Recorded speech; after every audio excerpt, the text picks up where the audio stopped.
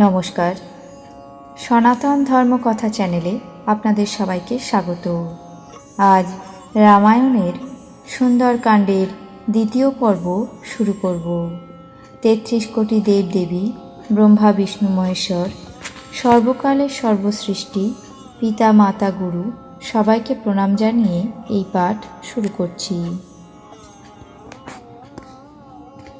হনুমান সমুদ্র পেরিয়ে লঙ্কা রাজ্যের সৌন্দর্য দেখতে লাগলেন পর্বতের উপর বসে বসে।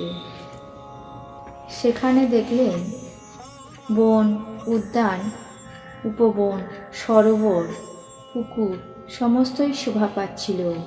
মানুষ, নাগ, দেবতা ও গন্ধর্ব কন্যাদের রূপরাশি মুনিদের মনও হরণ করে।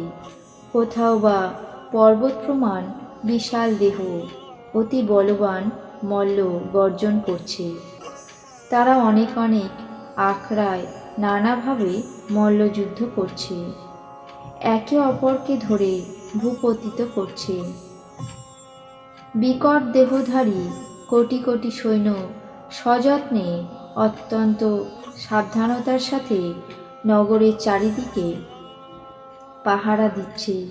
কোথাও কোথাও নিশাচর সৈন্যরা মহিষ, মানুষ, গরু, গাধা, ছাগল এইসব ধরে খাচ্ছে। বহু সংখ্যক পুরপ্রহরী দেখে হনুমান মনে মনে বিবেচনা করে ঠিক করলেন যে তিনি অত্যন্ত ছোট দেহ ধারণ করে রাত্রিবেলা নগরে প্রবেশ করবেন। তারপর হনুমান মশার মতো ছোট দেহ ধারণ করে নররূপে লীলাকারী শ্রীরামচন্দ্রকে স্মরণ করে লঙ্কার দিকে এগোলেন। লঙ্কার প্রবেশদ্বারে লঙ্কিনী নামে এক রাক্ষসী নিযুক্ত ছিল। সে বলল, আমাকে অগ্রাহ্য করে কোথায় যাচ্ছ? ওরে মূর্খ, তুই আমার আসল খবর রাখিস না? যেখানে যত চোর আছে তারা সব আমার খাদ্য। মহাকবি হনুমান তাকে এমন এক ঘুষি মারল যার ফলে সে মাটিতে লুটিয়ে পড়ল। সেই লঙ্কিনী তারপর নিজেকে সামলিয়ে উঠে সভয়ে হাত জোর করে সবিনয়ে বলল, ব্রহ্মা যখন রাবণকে বর দিলেন তখন যাবার পথে আমাকে রাক্ষসকুলের নিশ্চিহ্ন হওয়ার এই লক্ষণ বলে গিয়েছিলেন। ব্রহ্মা বলেছিলেন, যখন তুই বানরের প্রহারে বিকল হয়ে পড়বি তখনই বুঝবি যে রাক্ষসকুলের নিশ্চিহ্ন হওয়ার সময় এসে গেছে। হে প্রভু, আমার মহাপুণ্য যে আমি স্বচক্ষে শ্রীরামচন্দ্রের দূতকে অর্থাৎ আপনাকে দেখলাম। স্বর্গ এবং মোক্ষের সব সুখ যদি দাঁড়িপাল্লার একদিকে রাখা হয় তবুও সেই সব একসঙ্গে অন্য পাল্লায় রাখা ক্ষণমাত্র সৎসঙ্গে যে সুখ হয় তার সমান হয় না। অযোধ্যাপুরের রাজা শ্রীরামচন্দ্রকে হৃদয়ে ধারণ করে নগরে প্রবেশ করে সব কাজ করো। যে হৃদয়ে রামচন্দ্রকে রেখে কাজ করে বিষও তার কাছে অমৃত মনে হয়। শত্রুও মিত্র হবে, সমুদ্র তার কাছে গোষ্পদের মতো হবে, আগুন শীতল লাগবে। আর হে গরুড়, শ্রীরামচন্দ্র যাকে একবারের জন্য কৃপা দৃষ্টিতে দেখেছেন তার কাছে সুমেরু পর্বতও ধূলিকণার মতো হয়ে যায়।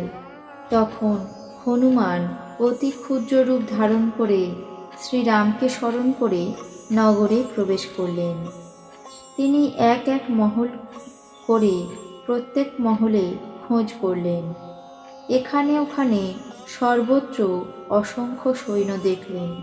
তারপর তিনি রাবণের মহলে পৌঁছে গেলেন। সে মহল অতীব বিচিত্র, যা বর্ণনা করা যায় না। হনুমান সেখানে রাবণকে শায়িত অবস্থায় দেখলেন, কিন্তু মহলের কোথাও জানকীকে দেখা গেল না। তারপর একটা সুন্দর মহল দেখলেন। সেখানে ভগবানের একটি আলাদা মন্দির ছিল। সেই মহলে রামের আয়ুধ অর্থাৎ ধনুর্বাণ চিহ্ন আঁকা ছিল। সেই মহল অতীব সুন্দর।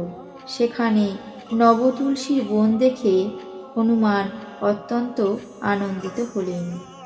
লঙ্কা তো রাক্ষসদের নিবাস, এখানে সজ্জন বা সাধু পুরুষ কোথা থেকে এলো?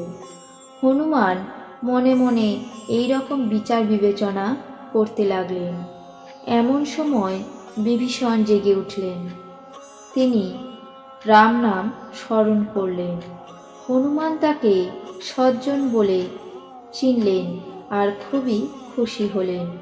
হনুমান ভাবলেন, এর সাথে আমি আলাপ করবই, কারণ সাধু ব্যক্তির দ্বারা কাজে কোনো বিঘ্ন হয় না, বরং সাহায্যই হবে। ব্রাহ্মণের রূপ ধারণ করে হনুমান তাকে সম্ভাষণ করলেন। সম্ভাষণ শুনেই বিভীষণ উঠে সেখানে এলেন। প্রণাম করে কুশল জিজ্ঞাসা করলেন এবং বললেন, হে ব্রাহ্মণদেব, আপনার সংবাদ বলুন। আপনি কি হরিভক্তদের মধ্যে একজন? কারণ আপনাকে দেখে আমার মন আনন্দে টইটম্বুর হয়ে গেছে। অথবা আপনি কি দীনদয়াল শ্রীরাম স্বয়ং আমাকে ধন্য করতে এসেছেন? তখন হনুমান শ্রীরামচন্দ্রের সব কাহিনী শুনিয়ে নিজের নাম বললেন।